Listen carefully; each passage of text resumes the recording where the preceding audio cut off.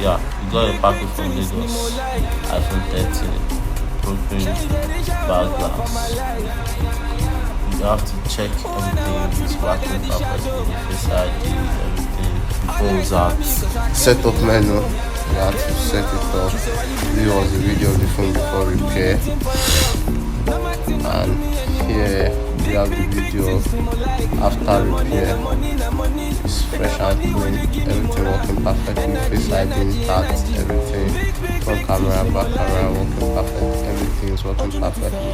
And here you can see there's no important message, no Face ID message. Okay, so this is the side comparison side by side with the former case. I hope you guys enjoyed the video. Thank you. She said, why you do me like this? You know I would do anything for your love.